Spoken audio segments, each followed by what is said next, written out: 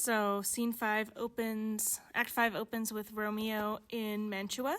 Remember the last time we left off with him, his instructions were to go to Mantua and wait for a letter from Friar Lawrence letting him know what the new plan was. We, the audience, already know what the plan is because we saw him talking to Juliet, but Romeo does not know that yet. So now we're going to see how Romeo has been doing since he has been banished. He says, "If I may trust the flattering truth of sleep, my dreams presage some joyful news at hand." So he's been dreaming that good news is coming.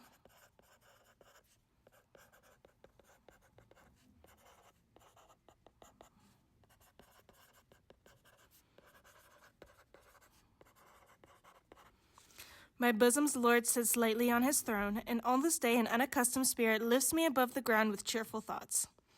I dreamt my lady came and found me dead. So even though he's been having these good dreams, he still has this one. It starts weird, but ends good and breathes such a life with kisses in my lips. However, we know this is foreshadowing.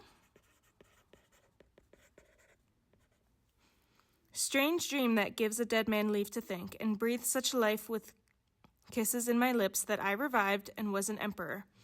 Ah me, how sweet is love itself possessed, but when love's shadows are so rich in joy. So here comes Balthazar, who is one of Romeo's friends / servant, who's bringing him news from Verona. "How now, Balthazar? Dost thou not bring me letters from the friar?" Remember, that's what Romeo's waiting for, a letter from the friar. "How doth my lady? Is my father well? How doth my Juliet? That I ask again, for nothing can be ill if she is well." "Then she is well, and nothing can be ill. Her body sleeps in Capel's monument, and her immortal part with angels lives." So he's telling Romeo that Juliet is dead.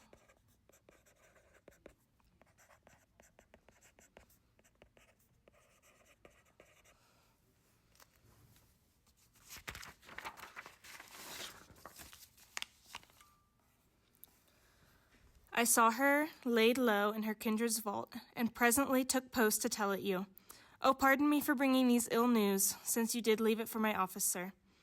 "Is it even so? Then I deny you stars, thou knowest my lodging. Get me ink and paper and hire post horses. I will hence tonight." So he's going to go back to Verona, even though he could be killed if he's discovered there. And Balthazar says, "I do beseech you, sir, have patience. Your looks are pale and wild and do import some misadventure." So even Balthazar is telling him, be patient. Don't do anything rash.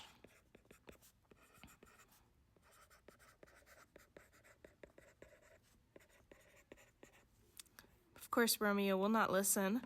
"Tush, thou art deceived. Leave me, and do the thing I bid thee do. Hast thou no letters to me from the friar?"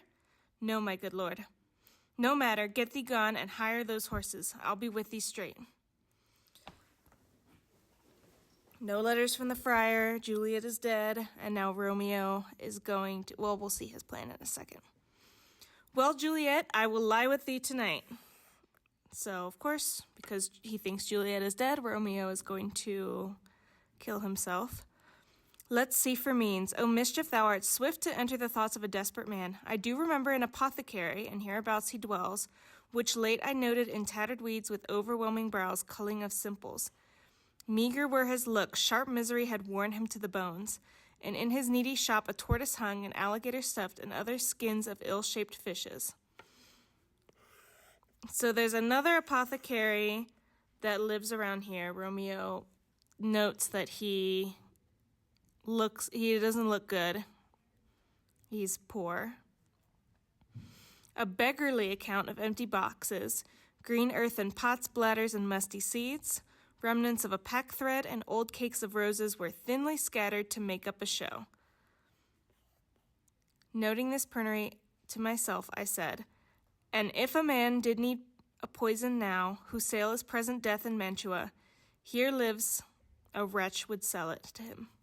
So the reason Romeo is noting that he's poor is because Selling poison is illegal in Mantua.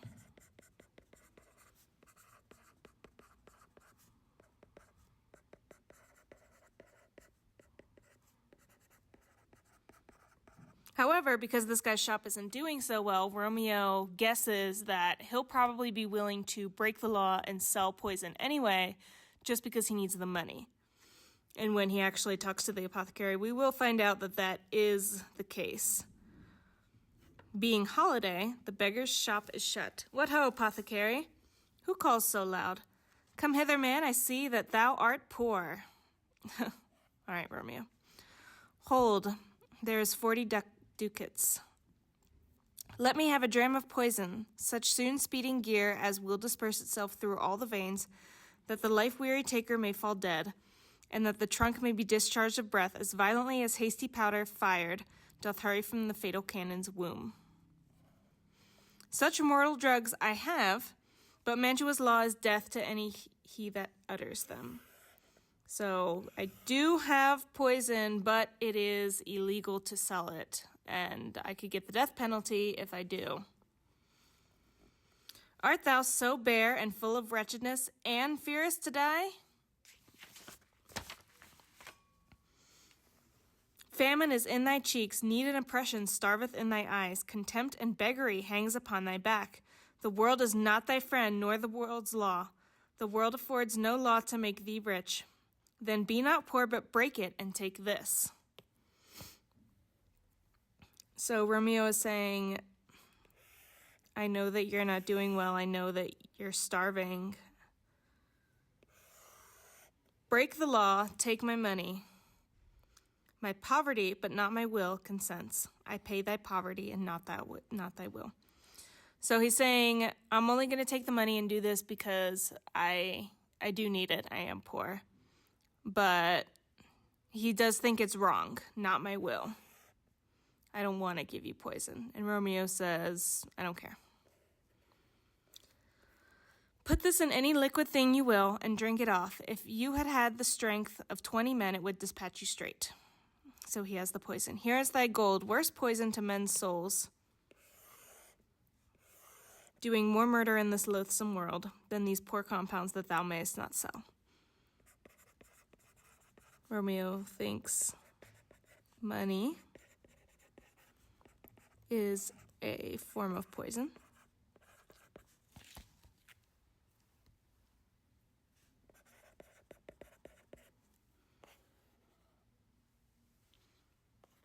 And then we're going to go to Juliet's grave. So now in scene 2, we're going to get a quick exchange between Friar John, one of the other brothers in the monastery, and our old friend, Friar Lawrence. Holy Franciscan Friar, Brother Ho! This same should be the voice of Friar John. Welcome from Mantua. What says Romeo? Or, if his mind be writ, give me his letter. And now, so remember Friar Lawrence said he was going to get another brother from the monastery to deliver his letter to Romeo. That was Friar John. So now Friar John has come back from Mantua, and Friar Lawrence wants to know how everything went. And Friar John is going to tell us. Going to find a barefoot brother out, one of our order, to associate me here in this city visiting the sick. And finding him, the searchers of the town, suspecting that we were both in a house where the infectious pestilence did reign, sealed up the doors and would not let us forth, so that my speed to Mantua there was stayed.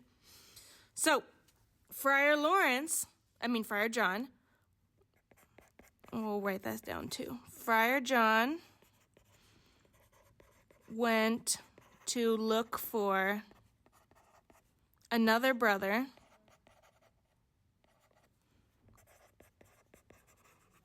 who lives in Mantua.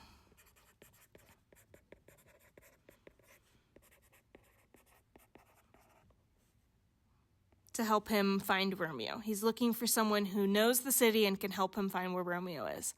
However, the reason this other brother is in Mantua is because he's there taking care of sick people. So, when Friar John went to visit him, the police of the town thought that Friar John was also hanging out, taking care of the sick people. And because of that, they made him quarantine. They wouldn't let him into the city. So he wasn't able to give Romeo the letter.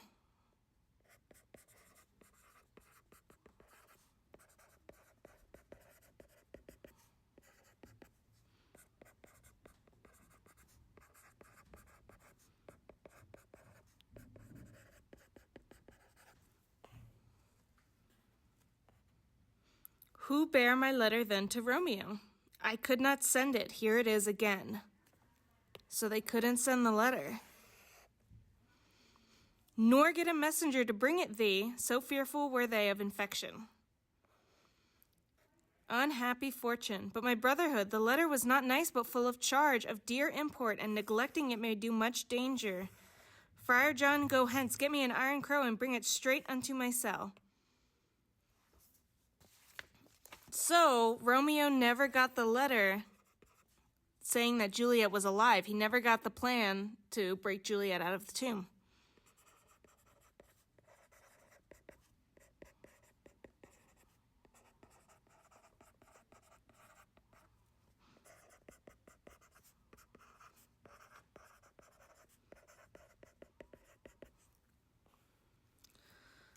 Brother, I'll go and bring it thee. Now must I to the monument alone. Within this 3 hours will fair Juliet wake. She will besure me much that Romeo hath no notice of these accidents. But I will write again to Mantua, and keep her at my cell till Romeo come. Poor living corse closed in a dead man's tomb. So now, Friar Lawrence needs to break her out himself, because in about 3 hours, Juliet's going to wake up. And nobody's going to be there for her.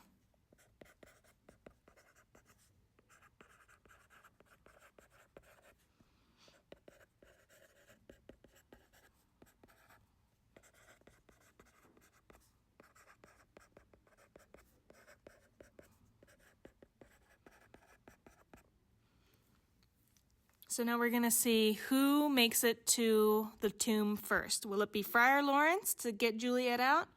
Or will it be Romeo with his poison? And we will find out about that tomorrow.